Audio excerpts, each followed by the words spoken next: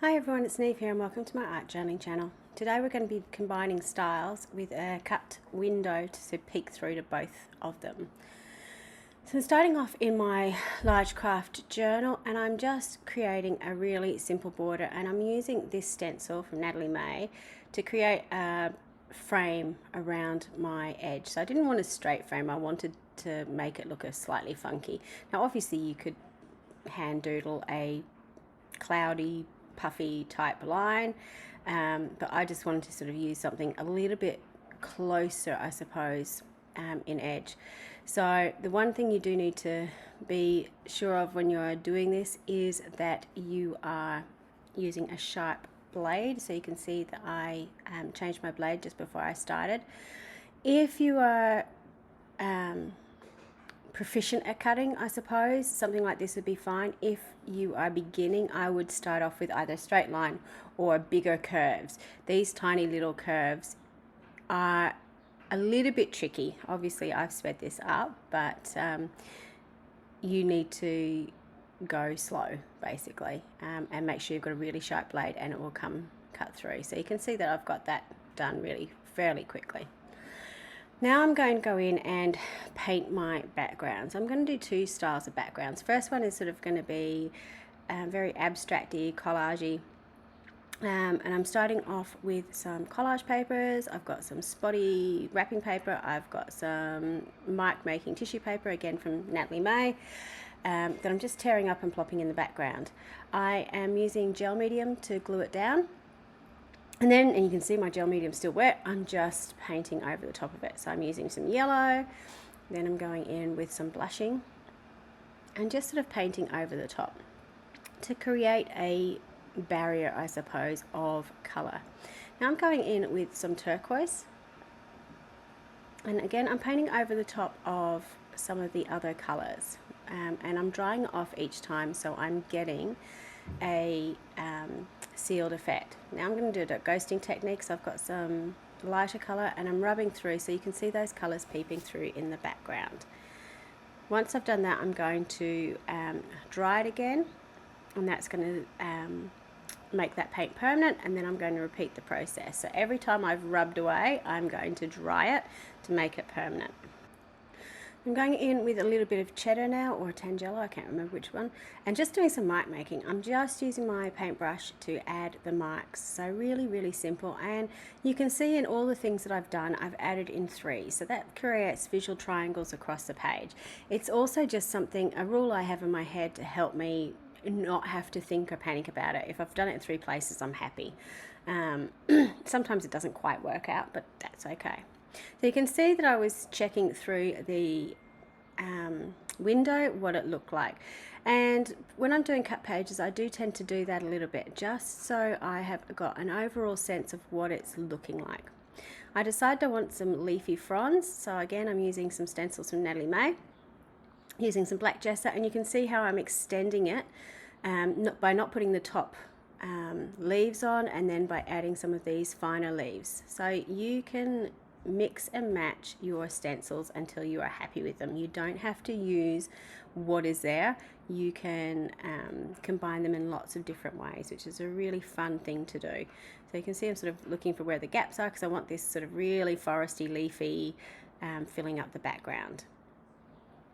Okay, I'm not too concerned about the bottom so much because I know that a lot of that will be concealed by the frame. So you can sort of see I've got a bit of a on the left hand corner there's a bit empty. I'm just going in with my white paint pen now and just doing really squibbly lines around my piece. This helps to define the image, but it also brings that white space back into the page because you can see I've used up a lot of my white space in the background, and it just gives a more painterly look, I suppose, to those leaves instead of the very solid black that was on the page. Next I'm going in and I'm just painting my middle page, and you can see I have put a piece of a paper in between, really important. I'm just using a black gesso to do this because I want this middle frame to be very solid and frame-like, so it can work with any style or a background or a color combination I'm using. So I'm using a neutral color and using something that will frame up the other pages nicely. At the moment I'm just going to leave that because it probably need to touch up at the end, and I'm going on to my next page. Now for this I'm using a sort of Dylusions inspiration, and for that I decided I'd use my Dylusion paints, and these are the shimmer paints. So you can see they are very, very shiny. They've got a gorgeous shimmer. They are very opaque as well, which I really love. I find the new formulation of the Dylusions matte paints a bit too thin, especially because I've been using the Dina Wakley paints for so long. So I'm really enjoyed the shimmer paints because they've got that thickness to them, because they've got the additional mica added into the formula. Again, just like the other page, I'm doing things in blocks of 3, but you know, I've run out of room for that jade, so I've only done 2 of that, and that's okay. It's not something that you have to sort of stick to steadfast, but it does help when you've got that, you know, I'm not sure what I need to be doing, that you can have that all done. Again, I'm finishing off by heating the piece. Because I had some black gesso left over, I'm now going over and just stenciling a geometric type image over the top.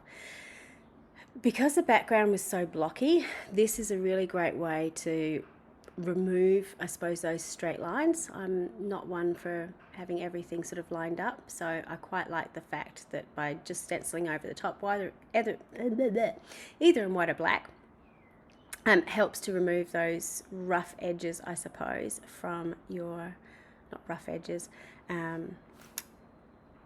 defined edges of your background. So you can see those colors now in the background blend together really nicely.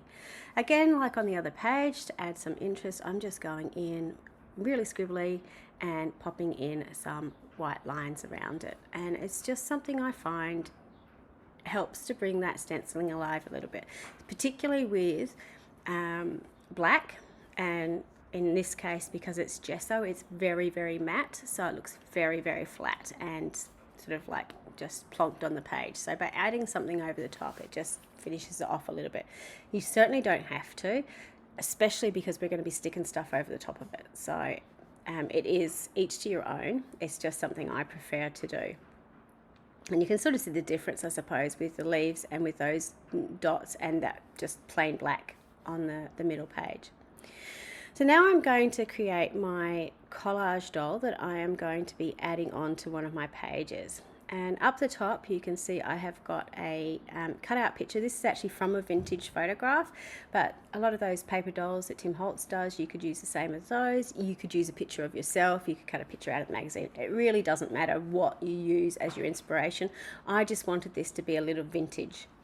So I'm just again using lots of collage, vintage text. I'm using some of those collage mark making pieces from Natalie May, some of the rainbow papers in the background, but I am aging them slightly. I'm putting a glaze of syrup, which is from a Dina Wakley paint, and then just rubbing off some of the excess. And then I'm trimming down all the papers and letting that dry. And then I'm going to glue on my head, so find glue that works, onto the top. So a really, really simple collaged doll. Because I had the leaves in the background, I want to add some of those to my doll as well. So I'm going in, instead of having black leaves though this time, I'm having white leaves with a little bit of contrast, using my stencil in the same way I did previously. So adding all those little fine pieces onto it.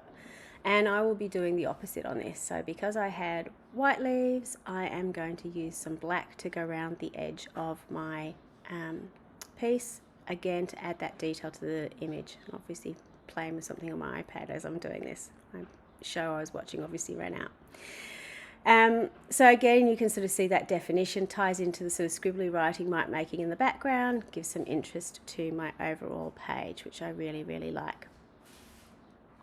Once that's all dry, then I'm going to add in some detail once I can get my pen working. It doesn't really like wet paint. And I'm adding in like a lace collar type deal onto my doll. Once that's all finished, I'm just finishing off my paint that I've left on my palette because I hate waste. So I decided I'd start in my journal, and then I decided, oh well, why not just put it onto the doll. So that is going to be my focal piece on my page. Then I decided I wanted to brighten it up a little bit. So I broke out my, I think these are the Art by Mylene neon color paints, and put them over the white. So this is the close-up of the background. All that stenciling. This is a close-up of the finished page. You can see I finished the middle piece by actually writing a quote around it, and this quote worked for both pages. It's all about strength of women. On my Dilutions page, I did a Collage Doll, and obviously you could write a quote around that if you wanted, but I had the quote in the middle, which I really, really liked. And then on the opposite page, I had my doll that you saw me create, again with a quote that goes with it. And the brilliant thing about this, the quotes work both ways, so it doesn't matter which way you flip, it's going to work with both pages.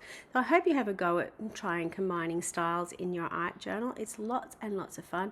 If you want to see how I did the collage on the Dilutions page, I have got loads of collage bits and pieces up on my channel for you to check out. Until next time, bye for now.